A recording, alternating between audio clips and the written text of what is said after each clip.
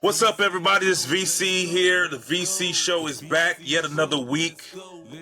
How's everybody doing? I'm going to jump right into it. But first, a lot of you asked about the shirt that I was wearing and asked me where I got it from. And this was the shirt. Shout out to Bubba Wallace. I was, scrolling through online one day and saw the shirt, really liked it. So for those who are asking, that's where I got that shirt from. So, yeah, you guys kick your feet up because the VC show starts now. The VC show, let's go. It's time to turn it out. The VC show, let's go. Let's go. The VC show, let's go. Let's go. All right, we're going to get right into it. Chet Holmgren versus Victor Wembanyama.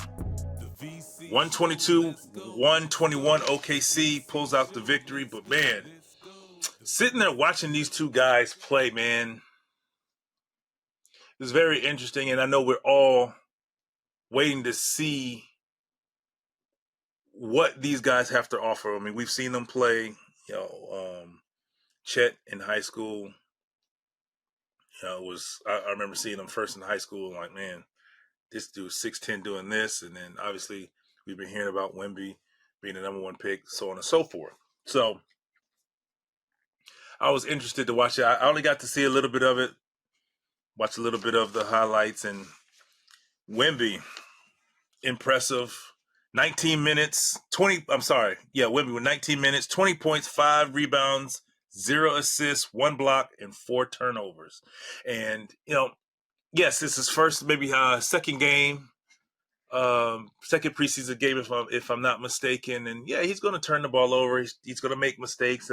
That's just going to be an area of concern. Some coaches say they don't mind with a guy I guess that's a point guard, but I'm sure he'll have the ball in his hands a lot, where coaches feel like they're hear me out when I say this, good turnovers, just trying to make the right play. I didn't see all of his turnovers. I didn't see them play the whole game.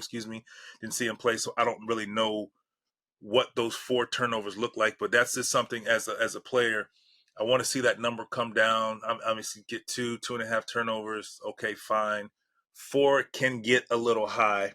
And then Chet had, in 16 minutes, 21 points, 9 rebounds, 1 assist, 1 block. He was 7 for 10 from the field, 2 for 2 from the 3-point line. And watching these guys kind of go at each other kind of remind me of, a mold of KG and Kevin Durant and a little T-Mac. And I say that is the way they move on the floor. I'm just talking about long, lanky guys. We're talking about 7'3". I don't care if you're 7 feet. That's you talking about KG here. You think of KG with the ability to run up and down the floor, high flyer, could shoot the ball from outside. Obviously, moves his feet. And was a great defender. And, those guys are great rim protectors. Great shot blocker, has great timing. Both of them have great timing already. Ball handling ability, shoot the ball, step back fadeaways. Getting out and running and catching lobs. You're just seeing the transformation of the 7-footer, not just bigs, of the 7-footer, or the 7-foot, 3 guy. Guys now. I also got Bol. I know the first thing, he's not in there. He's not in, in their class. But let's not forget, we were all wowed many, many, many years ago. It seems like many years ago, a couple of years ago with Bol, when we saw his highlights in high school, and he was doing just what we're seeing that Chet and obviously, Wemby were doing, putting the ball on the floor, between the legs dunk. Yeah, obviously, you still have to have timing. I don't care how long your arms are, running the floor, shooting threes, crossing guys up.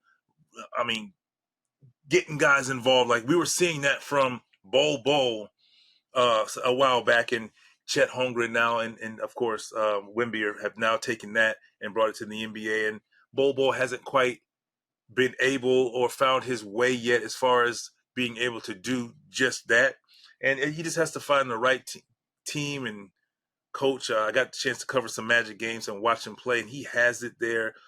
Just hasn't, found the team that makes him comfortable. I thought he would stick, and Orlando was a good fit for him, but now he's going over to Phoenix, where maybe he, up and down style. I think that would fit him more when they play fast. So we'll see. But man, I'm impressed with what they both brought to the table. I mean, you think of the guys now. We're talking about guys like Paolo Banchero, Franz Wagner.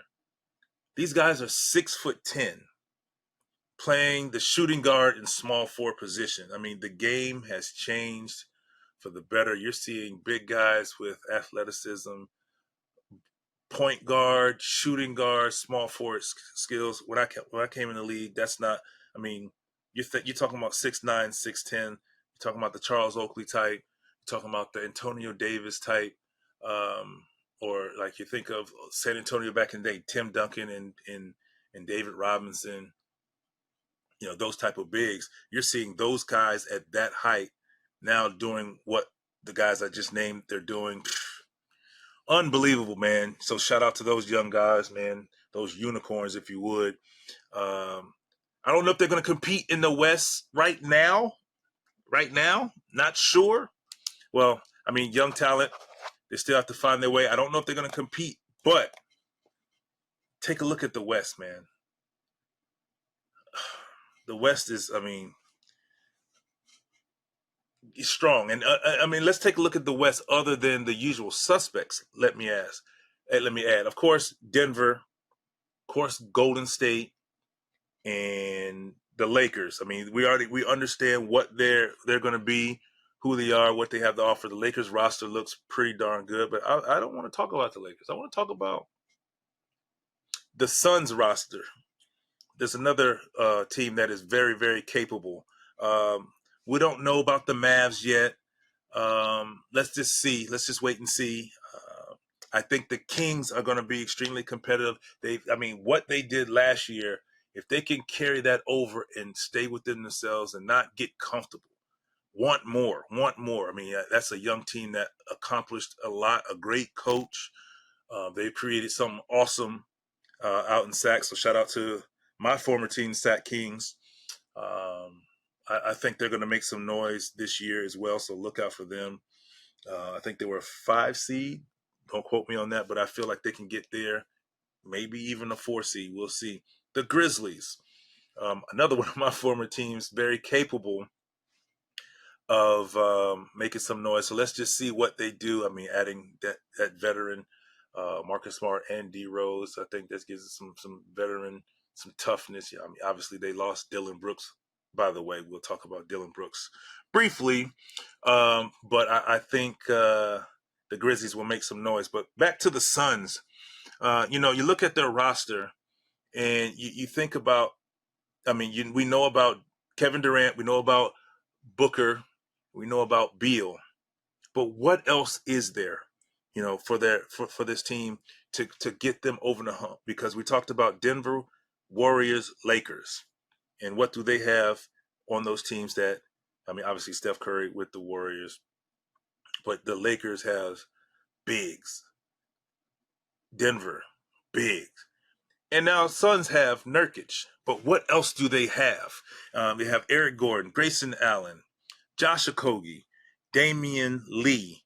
That's kind of their guys. And then you add Bol and then Drew Eubanks. Those you have Nazir Little, Tar Heel, Watanabe over there. I think Azubuike's over there. So, but which one of those guys, and I'm speaking of Bobo, Eubanks, or Azubuike, can give them solid minutes? Yes, I know some people are they're just going to play small, but it's not as easy to play small when you're running up against a Denver team or a Lakers team with bigs. I'm just talking about the West strictly. So I'll be interested to see, first of all, if Nurkic can stay healthy. I know they want to play fast when they can, get up and down with all of that talent. You want the floor spread as much as possible with Durant, Booker, and Beal, because that makes them tough to guard when they're getting up and down, obviously in half court. You put them in multiple action. You want to see the ball go from side to side. Just think the ball moving from one side. Just think Beal. Now you have to shift your defense over to guard a Durant or a Booker. That's all great, but when you're able to get back, now they have to play.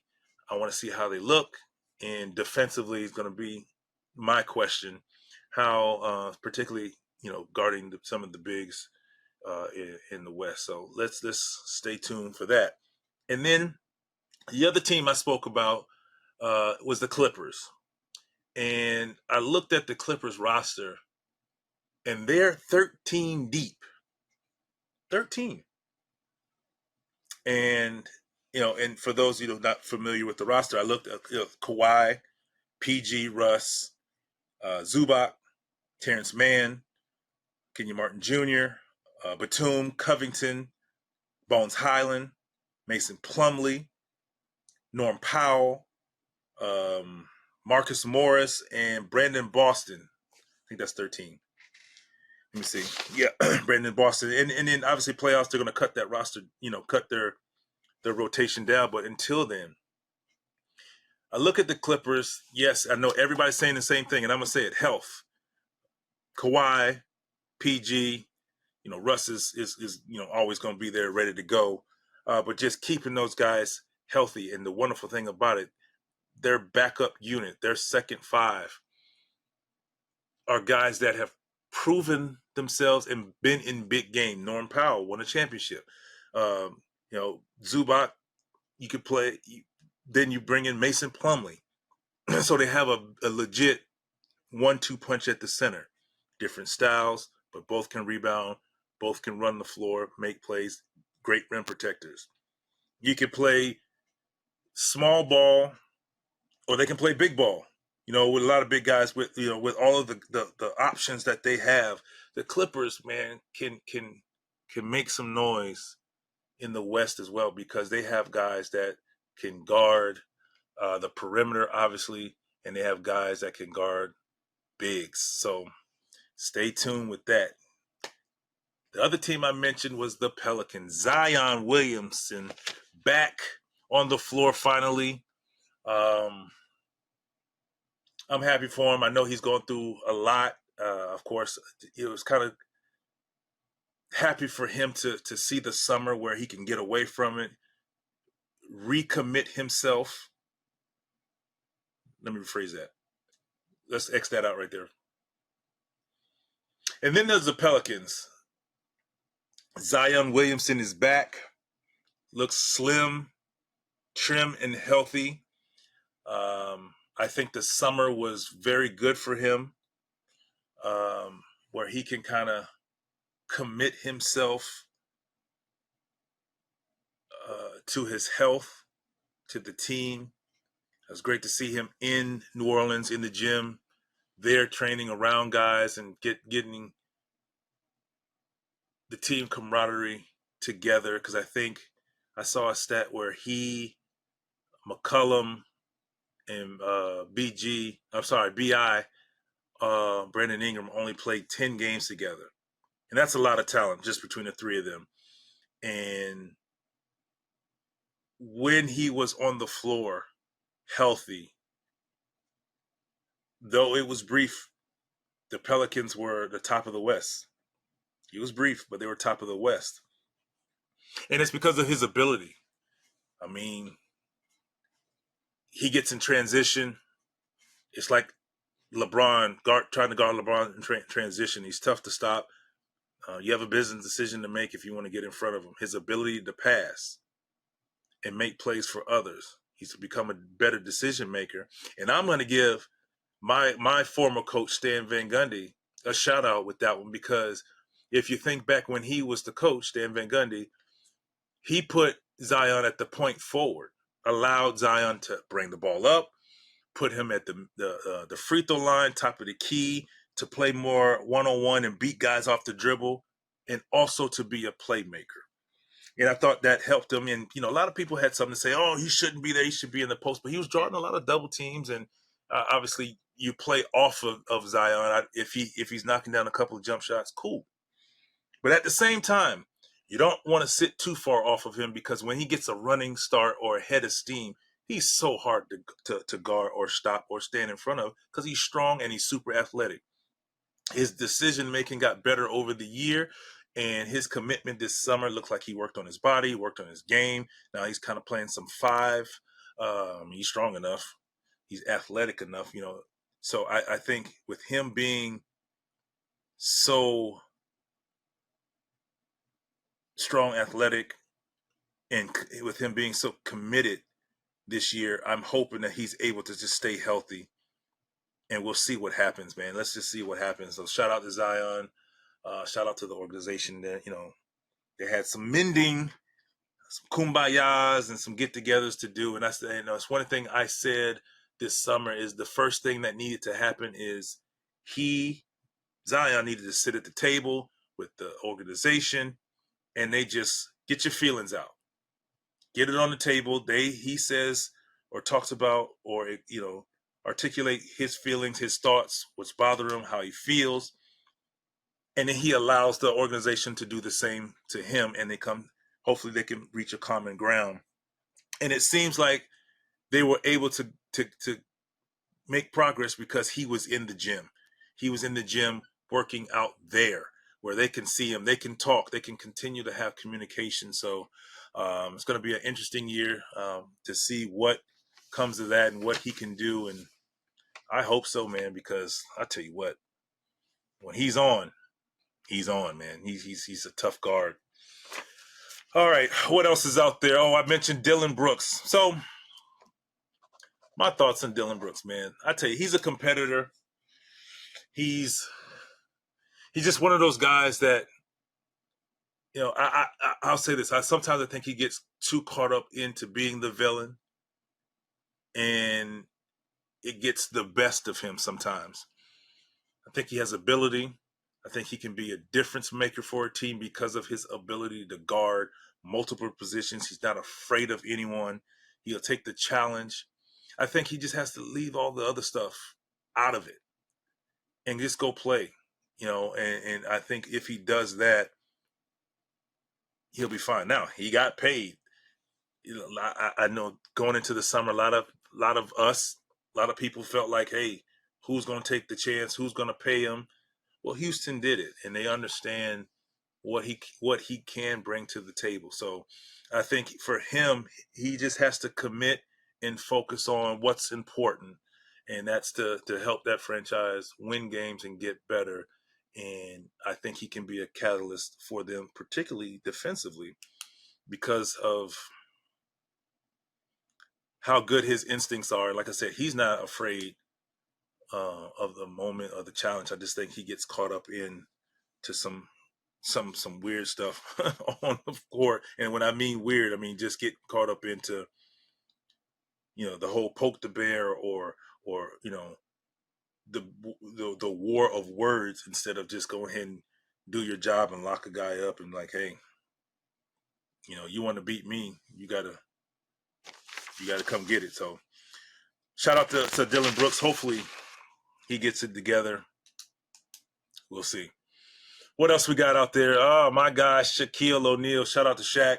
Shaq, I hope you guys, I wonder if you guys heard it. Shaq said he wants to own a Vegas NBA team, expansion team, all to himself. Hey, Shaq, man, don't forget about your boy, man. We've had a lot of conversations. We tried briefly to become teammates back in the day when he was a free agent in Toronto. We couldn't land him. He ended up going to some Lakers or something like that. So yeah, Shaq, man, we've had conversations before. So Shaq, don't forget about your boy. Kick your feet up, you can find us on all platforms. In that form, so be the hottest on them platforms. Your family now, got you listen to what we talking about. The VC show, let's go, it's time to turn it out. The VC show, let's go. All right, now we're gonna move into our segments. Pure Vinsanity moment. This moment here is Florida man gets what he asked for. Yeah, you get what you asked for when you're fooling with the Gator. You see here, I'm from Florida, and we see Gators often. I stand clear. I respect them. I respect their space. This is how you play with fire, ladies and gentlemen.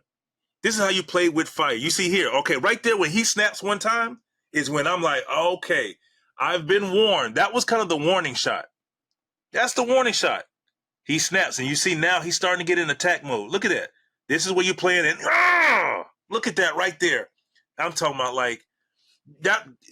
Let's pause that real quick. Like you think about when he, like you think about when he's biting. You think of those of you who has dogs, and when you playing with your dog and he bites onto that toy, he starts snatching. That's what he's doing to his leg. You see it again, man. Like right here, he's like, all right, you want to play? All right, you want to play? I mean, and if you notice, like he's on the side of a road or highway or whatnot, like you just is double trouble. Not only are you fooling with a gator, you're playing in traffic. There's the snap once again. You fooling with him. You got him over. Now just imagine right here, he's falling in, fighting for his life. What if it's a car coming, not paying attention, texting and driving? Like, not only are you about to lose your left leg, you're probably going to get run over. Like, come on, man. That's our Pure Vinsanity moment, man. I hope he's all right, and I hope his leg is still intact. All right. We're going to move to our next segment. It's called the Upper Room, baby. We're going to move to the Upper Room. The Upper Room, now, you guys, if you know me, you know about the Upper Room. I'm going to pick a highlight dunk from the week, give it to you guys, and you guys can assess it, and let's break it down a little bit. And this is going to go to, you see it there, Quenton Jackson, rookie from the Chicago Bulls. He played 4 minutes. He had 5 points. But tell you what, these 2 points right here, action. You see here, hesitation, crossover. And let's back that up real quick. As a dunker, let's look back here. Once you see, you see right here, look at all that space, air and opportunity. And as a dunker and athlete, all you think of right here is what? Blood. I'm going for it. He gathers himself, and right there, if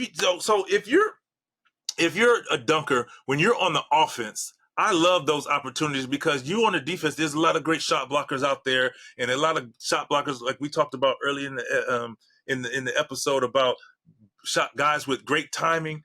That's all well and good. But when you're on the offense, I have the advantage because I know when I'm going to go up and I can read the defense. Not all guys can do this. Hear me out. But I can read the defense. If I see him blocking, you see right here, he goes up. He sees the shot blocker. He's able to move that ball to the side. You see right here, like right there. He knows, okay, he's trying to block it. Let me just move it a little further to the right. Boom, dunked on. You see it right there, boom.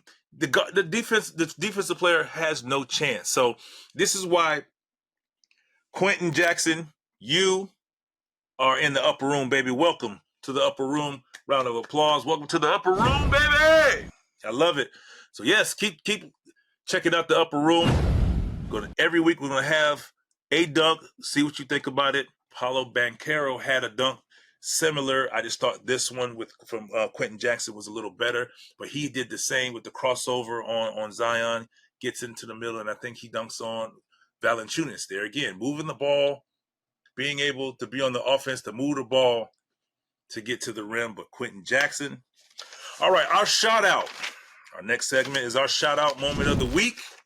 This week, shout out moment is going to who? Cole Skincare for Men. This product here, man, it's been pretty good, man. Keeps the skin smooth. And like I said, the stuff that I'm going to pick every week, it might not be for you. Might not something like you might have your own whatever. It's just something for those who are looking to try something new or interested. Cole Skincare for Men, something I've used for a while. Go check it out. It's coleskincareformen.com. By a lady by the name of Cole Patterson. I don't know her personally. We've had a quick conversation through social media. But yeah, I've tried her products out for a while and want you guys to give it a shot. Give it a shot. See how you like it. I do know Usher endorses this product. That's really the only person I know or that I can remember. But yeah, check it out, man. Shout out of the week, Cole Skincare for Men. You can find it. Go look them up, ColeSkincareForMen.com, or obviously on their all their social platforms, and show them some love and check them out, man. I hope you guys like it. If not, hey, on to the next. And our last segment, who did I run into? And who did I run into this week? I ran into Grant Hill. Shout out to Grant Hill. He's doing a lot of great things. Yes, I know for my Tar Heel faithful out there, you said, yes, he ran into a Dookie. And he's one guy that, regardless of the fact that he played for Duke, great dude. He's doing a lot of great things. You guys know he's running the show with the Olympic men's basketball team. He has a tough task ahead of him. But I ran into him, and we got together for some golf. Like it's like getting Grant on the golf course. It's kind of like it's a rare sighting. Let's just say that, because Grant, he puts his work in. He's trying to get better. He has an addiction to the golf game, like a lot of us do. But like you will see Grant mostly on the range, or you'll see him. He's usually busy calling and working with Turner. But we caught up got a chance to play some golf. Yes, I won. Before you guys ask that question, I won. But that's who I ran into this week. Stay tuned for another great episode of the VC Show next week. I appreciate you guys as always. Leave your comments below on all the things we talked about today. I do get a chance to check out some of your comments. We at the VC Show are checking out your comments. Give us some thoughts on your shout-outs, what you think about the Pure Vinsanity moment, what you think about the upper room. And VC here signing off. See you next time, all right? Let's go! The VC Show, let's go, let's go. The VC Show, let's go, let's go. The VC Show, let's go, let's go.